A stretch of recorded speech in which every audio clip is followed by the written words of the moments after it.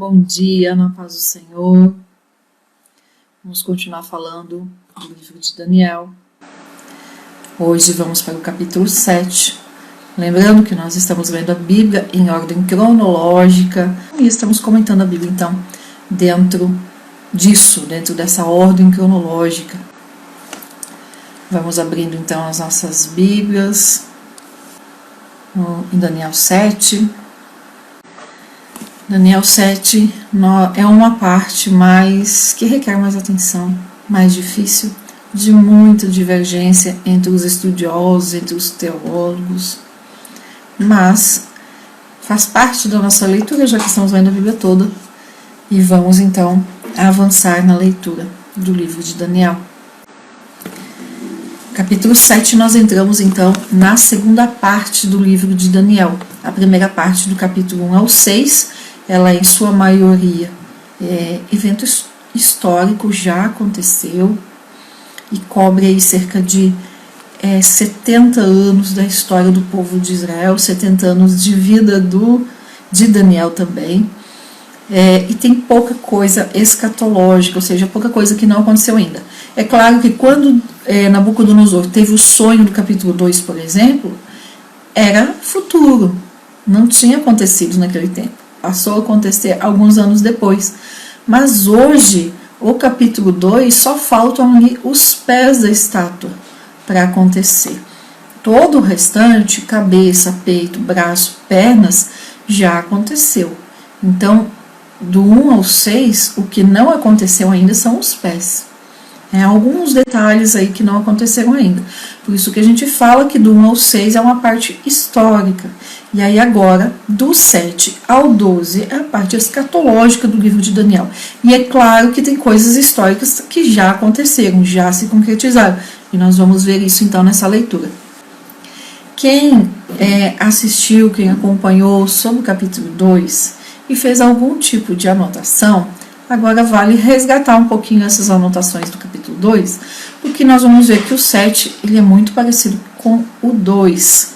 No 2 é um sonho de estátua que Nabucodonosor teve. Então no 2, olha só, Nabucodonosor sonhou. É a visão dos impérios e do que vai acontecer no futuro, evento escatológico, na visão de um gentil, a visão gentílica, na visão de uma pessoa que não serve a Deus. Então Deus mostrando algo relacionado ao futuro para uma pessoa que não servia a Deus. Isso é o capítulo 2. O capítulo 7 é praticamente, não de todo, mas muito parecido com o assunto do 2, por isso que eu falei que o 2 e o 7 estão ligados, mas no 7 é Deus mostrando as coisas do 2 para um servo do Deus Altíssimo, para Daniel. Então, por isso que eu falei que eles estão interligados. Então, os símbolos, os materiais e a simbologia do 2 vai ser a mesma no capítulo 7, tá bom? Até o capítulo 6 eram sonhos dos reis. O sonho, a visão que os reis tinham, reis pagãos. A partir do 7 serão visões que o servo do Deus Altíssimo vai ter, vai receber, tá? Só muda totalmente o enfoque. As visões do 7 ao 12, elas não acontecem no final de vida de Daniel. Não acontecem em sua maioria. Elas vão acontecendo durante o 1 ao 6. Como é que nós vamos ver isso? Que Daniel vai situar no início do capítulo quando aconteceu. Então, olha só, capítulo 7, versículo 1, no primeiro ano de Belsazar. Vamos lá ver? Olha só, quando é que o Belsazar aparece na história? Ele aparece na história lá no capítulo 5. Porque no capítulo 4 é o Nabucodonosor contando de quando ele teve aquela experiência com Deus lá, que ele foi colocado para pastar junto com os bois e tal. Então, Belsazar aparece aqui na primeira parte do livro de Daniel, no capítulo 5. Só que ele aparece no capítulo 5 no último ano do seu reinado. Tá? Aqui no capítulo 7 está escrito assim, ó, no primeiro ano de Belsazar, rei de Babilônia, teve Daniel na sua cama um sonho e visões da sua cabeça. Logo escreveu o sonho e anotou a suma do assunto. A história fala que Belsazar reinou 16 anos. Então, se o último ano do reinado de Belsazar foi 538, a gente sobe então 16 anos e aí vai dar 550 e poucos anos, tá bom? 555, por aí aconteceu a profecia do 7. Então, o capítulo 7, se fosse escrever de forma cronológica o livro, ele estaria antes do capítulo 5, só para situar aí na história, na linha do tempo. Porque aqui não está assim, porque Daniel preferiu escrever o seu livro antes, contar toda a parte histórica, ele dividiu por assunto, antes ele coloca toda a parte histórica e depois ele coloca as visões, a parte escatológica. Fica mais fácil de entender? Fica, mas a gente precisa estar atento a isso. O capítulo 7, se fosse colocar em ordem cronológica, ele estaria aqui antes do 5, tá bom? Então, olha só. Falou Daniel e disse, eu estava olhando na minha visão de noite e eis que os 4 ventos do céu combatiam no grande mar. E 4 grandes animais, diferentes uns dos outros, subiam do mar. Tudo isso nós vamos ver lá em Apocalipse. Então, como é que nós vamos fazer agora? Eu vou dar essa visão mais geral aqui do capítulo 7, o que simboliza cada animal aqui. Quando nós chegarmos lá no Apocalipse, nós fazemos essa amarração, então, com o Apocalipse, tá bom? Como eu já venho falando, a escatologia, ela não está completa em um livro da Bíblia. De acordo com o objetivo de cada profeta de ter escrito o seu livro, a escatologia vai sendo colocada ali, parcial em cada livro. Então, com o Apocalipse, que se completa o assunto escatologia.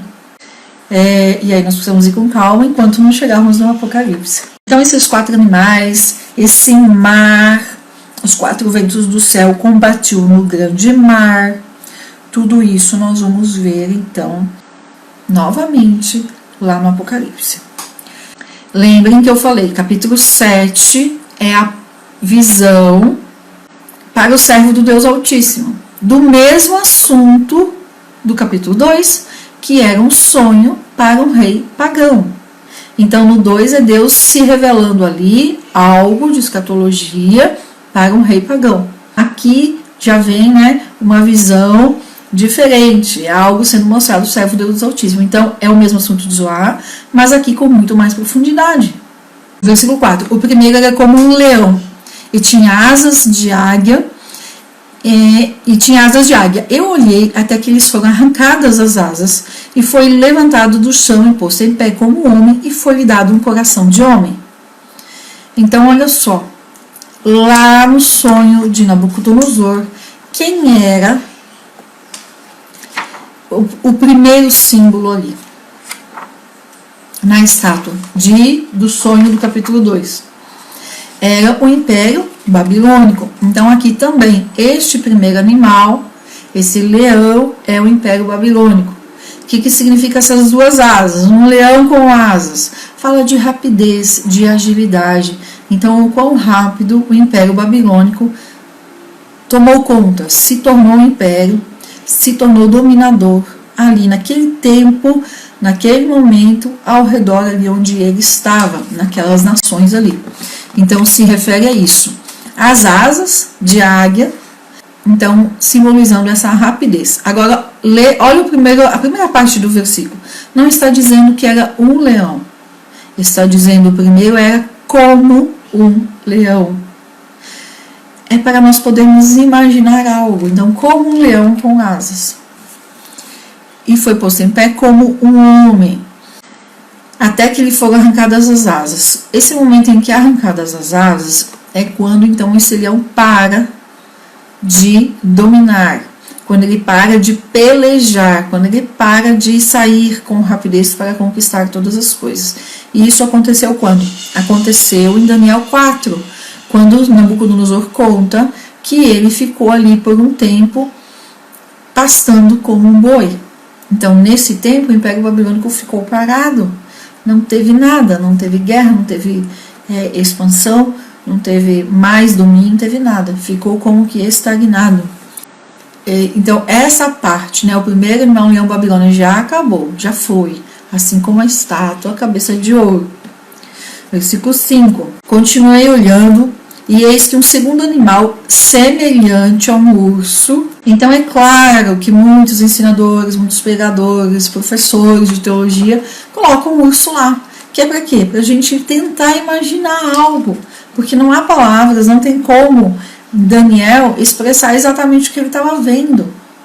Então, ele usa o como, para que nós possamos ter uma ideia. E eis que um segundo animal semelhante a um urso, o qual se levantou de um lado, e tinha 3 costelas entre os dentes, e foi-lhe dito: levanta-te, devora muita carne. O que era lá na estátua de Nabucodonosor, no 2, no sonho? O que era o segundo império que vinha ali, com o peito e os braços de prata? Lembra lá da estátua, então? 2 braços. E eu falei que era o Império Medo-Persa. Então, um braço sendo o povo, a nação Medo, o outro braço sendo a Pérsia. Um braço é mais forte que o outro. E aqui, então, se levantou de um lado, é justamente falando de um desses lados, de um braço que era mais forte que o outro. E é exatamente o que acontece ali. A Pérsia, ela é mais forte que o povo Medo. Nós vamos ver isso melhor agora, a partir aí de Daniel. Nós vamos ver isso. A Pérsia vai acabar dominando o povo Medo. Então, e nesse ser mais forte, ao dominar o Medo, vai acabar dominando também outras coisas ali, devorando essas 3 costelas ali na boca, mas vai ser um domínio que vai virar contra ele mesmo, que vai acabar enfraquecendo, e vai vir a Grécia e vai tomar conta. A Pérsia, E aí ela vai ficar mais forte, então esse braço ficando mais forte, essas 3 costelas na boca do urso ali, simbolizando então a própria Babilônia, porque o povo, eles vão chegar e dominar a Babilônia, então é uma das costelas ali na boca do urso. A outra é a Lídia e outra é o Egito. A Babilônia estava dominando o Egito. O Egito estava sob cativeiro da Babilônia. Nós vimos Ezequiel fala sobre isso no 29, 30 e 31 e 32 de Ezequiel. Fala sobre isso, fala que o Egito vai ficar 30 anos cativo em Babilônia. E o povo Medo-Persa então vem e assume esse domínio em cima do Egito. Então ficam aí essas 3 costelas, simbolizando então Babilônia, Lídia e Egito. Ou seja, também já aconteceu. Aqui ainda era apontando para o futuro, mas depois aconteceu. Aí depois, lá na estátua do capítulo 2, no sonho, tem a Babilônia, o Império Medo-Persa, e aí depois a Grécia, certo? O Império Grego. Então é o que nós vamos ver aqui agora, nesse terceiro animal aqui, que é o leopardo. E é muito interessante nós vermos isso. Vamos lá no 2. Olha só, vamos ver aqui o versículo 32. A cabeça dessa estátua era de ouro fino. O 30, o seu peito e os seus braços de prata, que é o Império Medo-Persa. O seu ventre e as suas coxas de cobre. Era ali então o Império Grego, que é o que nós vamos ver agora, o terceiro. Versículo 6, então, Daniel 7 e 6. Então, o terceiro animal é a terceira parte ali da estátua no capítulo 2. É o Império Grego, a parte de cobre, ou bronze em algumas versões. A parte do reino messiânico são os pés da estátua. Aqui vai se referir, então, ao monstro que vai ser falado aqui no 7. É o reino messiânico. Então, até o terceiro animal aqui, nós vamos ver. O quarto animal é o quarto elemento lá na estátua. Só refazendo, nós vamos ver aqui a continuidade. O que aconteceu no 2, que eu falei que só falta ali se cumprir a parte dos pés. No 2, os pés é antes do reino messiânico, é para dar entrada no reino messiânico.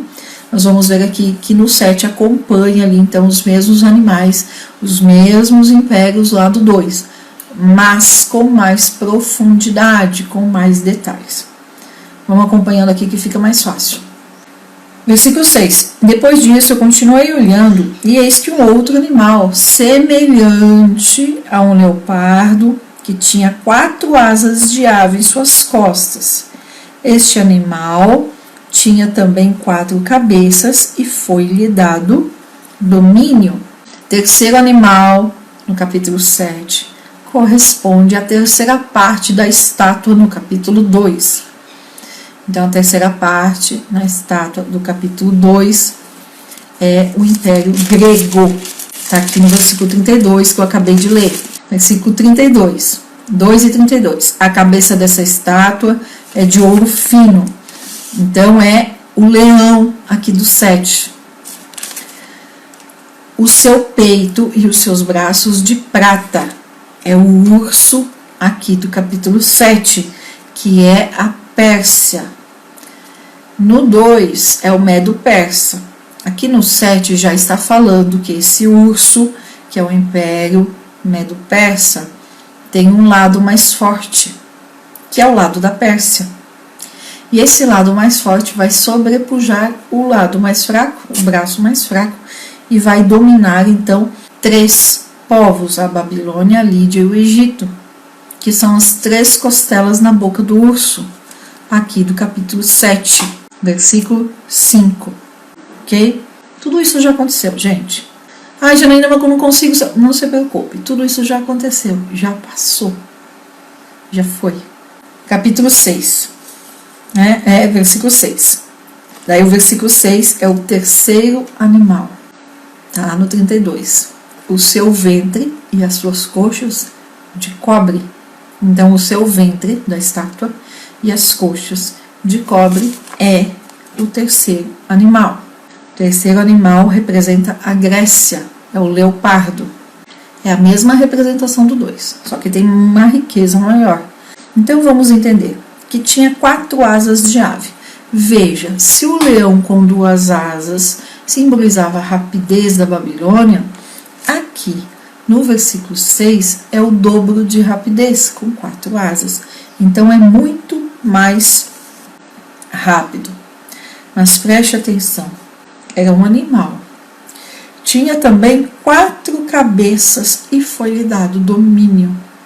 Aí no versículo 6, este animal tinha também 4 cabeças. Se o leopardo simboliza a Grécia, nós precisamos entender, e tudo isso, gente, está lá ao alcance de um Google, se a gente olhar, fizer uma pesquisa. A história secular explica isso. A Grécia veio e dominou sobre a Pérsia. Então, a Grécia se tornou o império, o terceiro império dominante. E foi muito forte a Grécia. Até hoje, nós somos influenciados pela Grécia. A psicologia, as ciências, nós temos muita influência da Grécia. Muita influência. Roma pegou muito da Grécia no seu império depois. Quando a Grécia estava no auge, com Alexandre o Grande, que é o nome que se sobressai na Grécia, então se tornou grande ali, se tornou muito influente. Não era só um domínio político, um domínio militar, mas também de influência, de filosofia, de ciência, de uma série de coisas. Quando Alexandre o Grande morre, a Grécia se divide em 4. Não vou nem trazer os nomes aqui, acho que eu não anotei. Ela se divide em 4. Não há um consenso em quem substitui Alexandre o Grande. e a Grécia se divide. Então é exatamente isso aqui, ó, 4 cabeças. E aí foi lhe dado domínio. Então o Alexandre o Grande, ele acaba que representa esse leopardo. Mas depois que ele morre, acaba o reino então se dividindo. E uma curiosidade, né? Alexandre o Grande morreu muito jovem, morreu muito cedo. Apesar de tudo que ele fez, ele morre aí com 30 e poucos anos. Tá? Ele morreu bem cedo. E aí, quando ele morre, o reino se divide em 4 e acaba então perdendo força. Vai perdendo força. E aí depois vem então o Império Romano, que são as pernas lá da estátua do capítulo 2. Tá? Então, o quarto animal, não tem muita descrição dele. Vamos ler aqui, versículo 7. Depois disso, eu continuava olhando nas visões da noite, e eis que o quarto animal, espantoso e terrível e muito forte, o qual tinha uns dentes grandes de ferro. Veja, lá na estátua do sonho, no 2, são as pernas de ferro. Então, aqui vem o mesmo símbolo. Uns dentes grandes de ferro. Ele devorava e fazia em pedaços, e as sobras pisava aos seus pés, e era muito diferente de todos os animais que tinham sido antes dele, e tinha 10 chifres. E aí que começa a ficar difícil aqui, certo? Então, lá no capítulo 2, o quarto elemento ali, a quarta parte da estátua é Roma. E nós vimos que Roma acaba, é o que dura mais. Roma teve mais força por cerca de 5 séculos. Eu falei isso no capítulo 2. No entanto, se a gente pega do início ao fim, exatamente de acordo com a história, o Império Romano ele vai até aquelas grandes cruzadas que tivemos, chamado aí um período mais escuro da história, por volta dos anos 1000, 1100, 1050. Então até aí vai o Império Romano. Mas ele teve mais força, não força de guerra, mas força de domínio, de influência nos primeiros 5 séculos. Então, de todos esses impérios, Babilônia é o que durou mais, obviamente, como povo, mas o Império Romano em domínio durou mais que a Babilônia. Ok? Então vamos aqui por partes. Muito forte, tinha dentes grandes de ferro, devorava e fazia em pedaços, e foi exatamente essa história do domínio romano. E as sobras pisavam os seus pés. E era muito diferente de todos os animais que tinham sido antes dele, e tinha 10 chifres. Olha só. Não fala aqui, não tem a ver então com o quanto que o Império Romano conquistou neste tempo, nessa duração que começou lá em 60 e pouco antes de Cristo. E os primeiros 500 anos foram muito fortes e depois foi um tipo de domínio diferente. Esses 10 chifres aqui então, eles apontam para a escatologia e tem a ver com o quê? Tem a ver com os pés da estátua do capítulo 2, 10 dedos. Vamos voltar lá no capítulo 2. E as suas pernas de ferro. Os seus pés em parte de ferro e em parte de barro. E a pedra foi cortada, o qual feriu a estátua nos seus pés de ferro e de barro e os esmiuçou. Então, esses 10 chifres aqui do 7, eles são como os 10 dedos dos pés da estátua lá no capítulo 2, ok? Vamos entender, vamos continuar lendo. Eu sempre falo, continue lendo, quando não dá para entender, que a própria Bíblia vai falar e vai explicar. Vamos continuar lendo então, vamos para o versículo 8. Estando eu considerando os chifres, o que é esse considerando os chifres? Veja aí na sua Bíblia como é que está então, Daniel 7 e o versículo 8. Vamos lá. Vamos olhar aqui em outra versão. Estando eu considerando as pontas, e pode ser que esteja chifre, pode ser que esteja pontas, veja na sua Bíblia. Estando eu considerando os chifres, eis que outro chifre pequeno subiu entre eles, então como se fosse um 11º chifre, um 11ª ponta. E diante dele foram arrancados 3 dos primeiros chifres. E eis que nesse chifre, nesse 11º que surgiu, havia olhos como olhos de homens e uma boca que falava grandiosamente. Você vê que até o 3º animal, Daniel coloca ali como o primeiro era como um leão, o segundo semelhante a um urso, o terceiro semelhante a um leopardo. No 4º animal, ele não encontra um animal para comparar.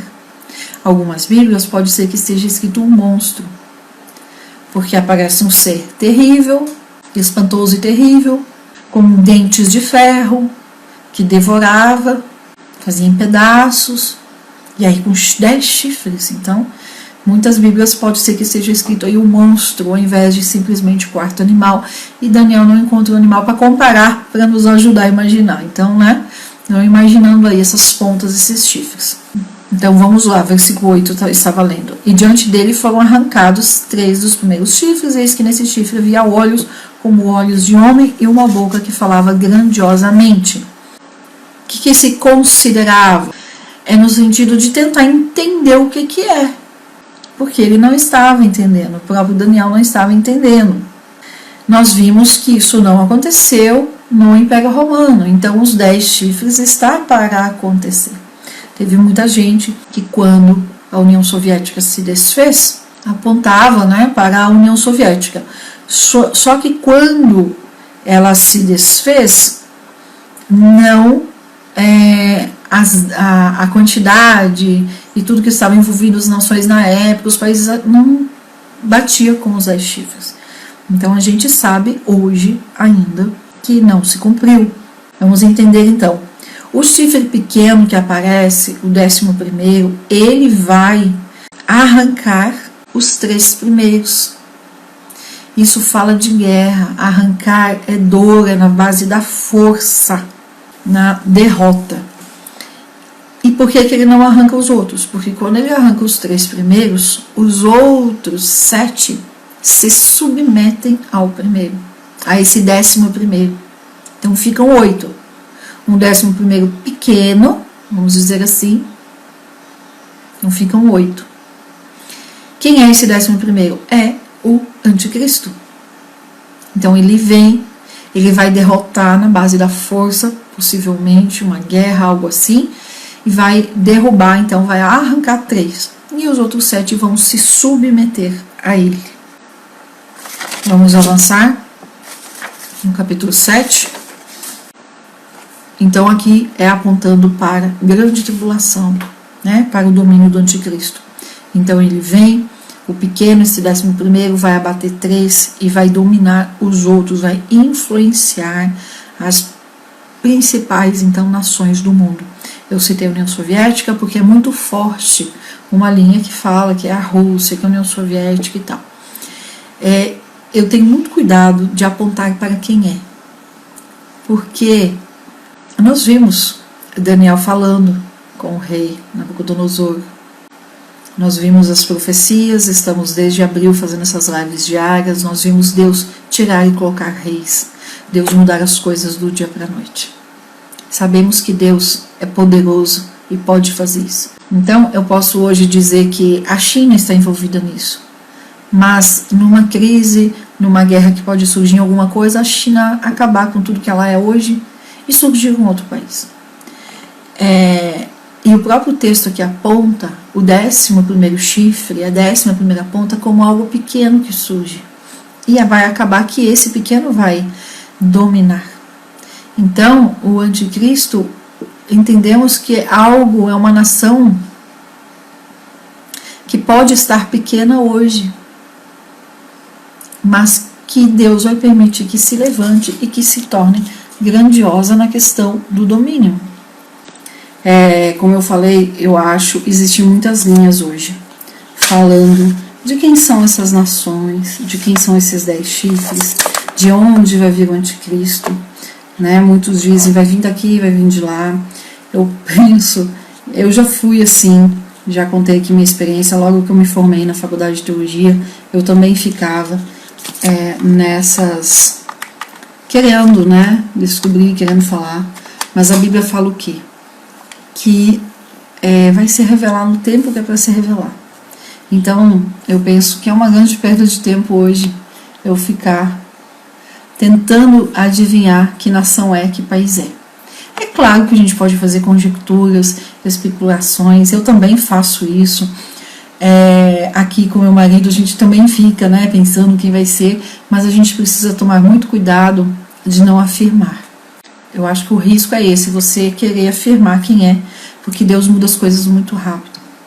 Enquanto que muitos apontavam que era a União Soviética, esse conglomerado de 10 nações, os 10 chifres, veja, a União Soviética se desfez de forma, né, surpreendente. Então nós precisamos cuidar.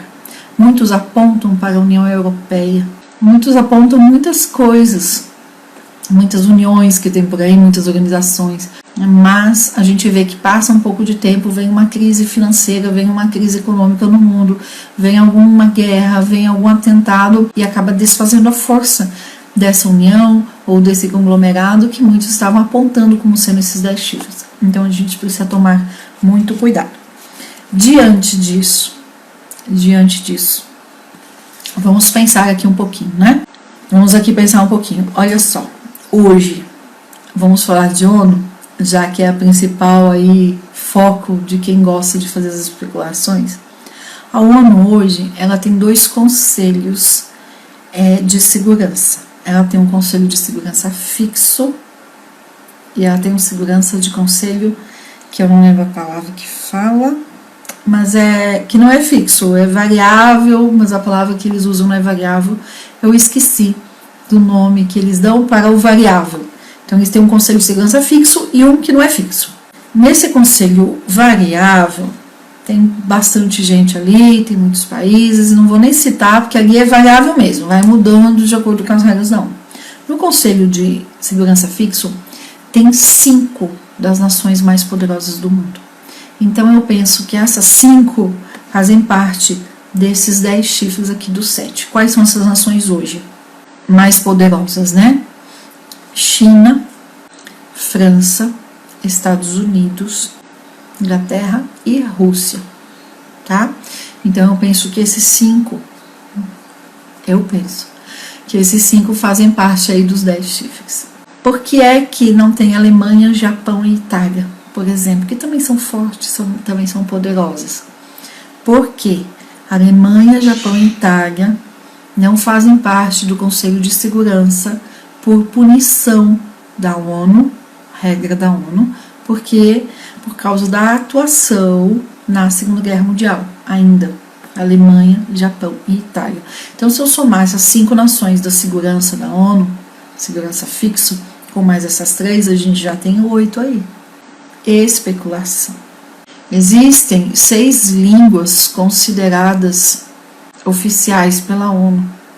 A maioria dos documentos da ONU, pelo menos 2 idiomas, ela escreve inglês e francês. Olha só, francês.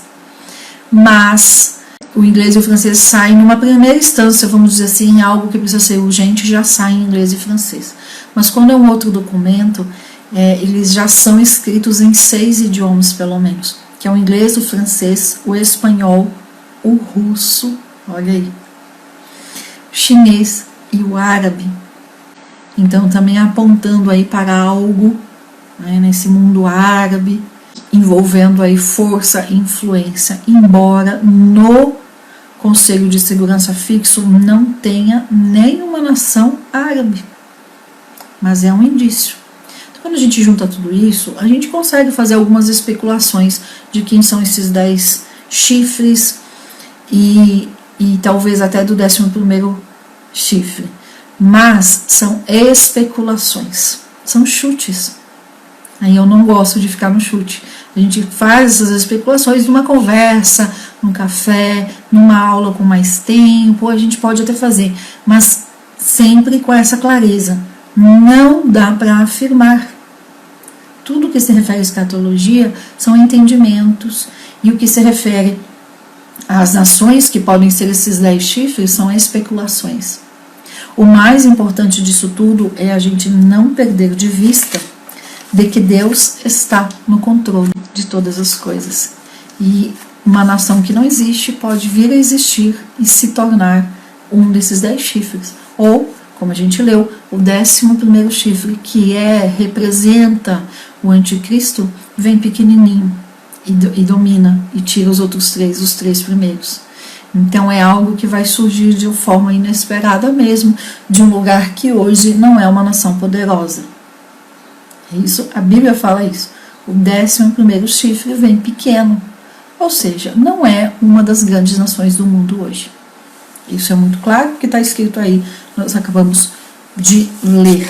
Bom, eu continuei olhando o versículo 9, até que foram postos uns tronos, e um ancião de dias se assentou, e suas vestes eram brancas como a neve, e o cabelo da sua cabeça como lampura. O seu trono era de chamas de fogo, e as rodas dele fogo ardente. Eu continuei olhando até que foram postos uns tronos. Então esses tronos são os impérios que nós já vimos e que vão então até o anticristo. É o Império Babilônico, o Medo-Persa, o Império Grego, o Império Romano, e que vai até o Anticristo. Todos esses impérios já caíram, já deixaram de existir, nós vimos lá no capítulo 2. Ficaram esses 10 chifres e depois o surgimento desse chifre pequeno. E aí o que acontece? Sabemos, que todos serão derrubados, todos serão destruídos por Jesus. E o ancião de dias se assentou. Quem é esse ancião de dias? Deus Pai. Nós vamos ver isso lá no Apocalipse, a partir ali do capítulo 13, que o ancião de dias é Deus em seu domínio ali total. Versículo 10, um rio de fogo manava e saía de diante dele, milhares de milhares o serviam e milhões de milhões assistiam diante dele. O juiz se assentou e abriram-se os livros. Então esses livros aqui com esses tronos, fala que os tronos foram colocados, aqui vai ser o julgamento das nações, lá depois da grande tribulação, entrando ali no milênio, nos 1000 anos ali do reino de Cristo. Eu então olhava por causa da voz as grandes palavras que provinha do chifre, estive olhando até que o animal foi morto, e o seu corpo desfeito e entregue para ser queimado pelo fogo. Então o anticristo, ele vai ser morto e vai ser jogado então no lago de fogo. Isso também vai lá para Apocalipse. E quanto aos outros animais, foi-lhes tirado o domínio, todavia foi-lhes dado prolongação de vida até certo espaço de tempo. Aqui está falando então desde o Império Babilônico e até chegar ali antes do Anticristo, até os minutos antes do Anticristo. Versículo 13. Eu estava olhando nas minhas visões da noite, e eis que nas nuvens do céu vinha um parecido com o Filho do Homem, e dirigiu-se ao ancião de dias, e o fizeram chegar até ele. Então um parecido com o Filho do Homem é Jesus aqui. Sabemos que é Jesus Cristo. E foi-lhe dado, versículo 14, foi-lhe dado domínio e a honra e o reino para que todos os povos, nações e línguas o servissem. O seu domínio é um domínio eterno, que não passará, e o seu reino, o único, que não será destruído. Então fala lá de, aqui do 2, que eu falei que é ligado ao 34. Versículo 34, estavas vendo isso quando uma pedra foi cortada, não com auxílio de mãos, a qual feriu a estátua nos seus pés, de ferro e de barro, e os esmiuçou. Então aqui, versículo 35, a pedra que feriu a estátua se tornou um grande monte e encheu toda a terra. Então aqui é o domínio de Cristo. Do 15 ao 28 nós vamos ver a interpretação então. E quanto a mim, Daniel, o meu espírito foi abatido dentro do meu corpo e as visões da minha cabeça me espantavam. Cheguei-me a um dos que estavam perto, a um dos que estavam ali, e lhe perguntei a verdade a respeito de tudo isso, e ele me disse e me fez saber a interpretação das coisas. Esses grandes animais que são quatro reis são que se levantarão da terra. E aí nós já vimos que é a mesma coisa lá da estátua do capítulo 2. Babilônia, Império Medo-Persa, Grécia e Roma. Mas os santos do Altíssimo receberão o reino e possuirão o reino para todo sempre, de eternidade em eternidade. Então tive desejo de conhecer a verdade a respeito do quarto animal, que era diferente, isso Daniel falando, tive curiosidade, né? Tive desejo de conhecer a verdade a respeito do quarto animal, que era diferente de todos os outros, que tinha os dentes de ferro, as unhas de metal, que devorava e fazia em pedaços, e o que sobrava pisava os pés. Lá nós vamos ver isso então mais no Novo Testamento, né? Veja, essas unhas de metal não estão citadas aqui quando a gente lê o 7 e 8, é um acréscimo aqui do versículo 19, que representa então essas unhas de metal. Qual que é o metal na estátua do 2? É o bronze ou o cobre em algumas versões, e simboliza a Grécia. Então está mostrando o quê? Que o Império Romano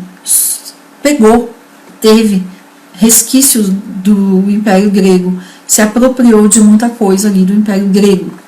E também dos 10 chifres que tinha na sua cabeça e do outro que tinha subido, de diante do qual tinha caído 3 daquele chifre, que tinha olhos e uma boca que falava grandiosamente e cujo parecer era mais firme que o das suas companheiras. Eu olhava e eis que esse chifre fazia guerra contra os santos e prevalecia contra eles.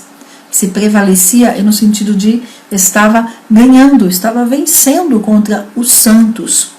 Isso aqui é o quê? É contra Israel. Nós vamos ver lá Apocalipse, estou adiantando aqui, tá?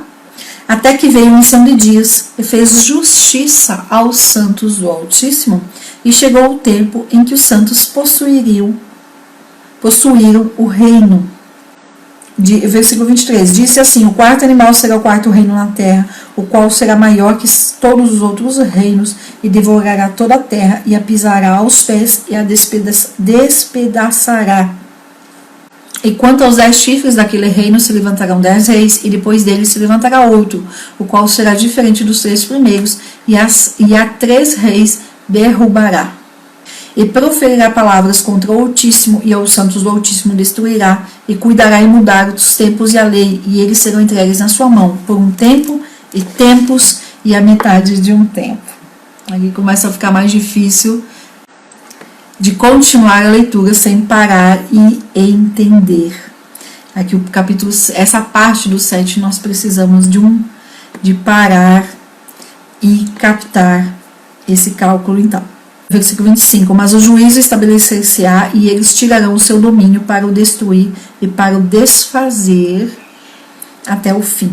E o reino e o domínio e a majestade dos reinos que estão debaixo de todo o céu serão dados ao povo dos santos do Altíssimo, cujo reino será um reino eterno. E todos os domínios o servirão e lhe obedecerão. Então, o 27 é reino milenar, é depois. Aqui findou a visão. Quanto a mim, Daniel, os meus pensamentos muito me espantaram, mudou o meu semblante, mas guardei essas coisas no meu coração. Ou seja, ele não entendeu tudo, né? Daniel, ele não entendeu tudo. Então, o que nós vamos fazer agora? Nós vamos pegar essa parte, que é a parte mais difícil aqui, que são os cálculos. Nós vamos parar aqui e vamos voltar mais tarde. Eu não vou conseguir explicar esse tempo que está aqui, porque vai entrar em linha de arrebatamento para a gente entender tudo isso. Precisa aí de uns 20 minutos. Nós vamos voltar, eu vou voltar aqui então mais tarde.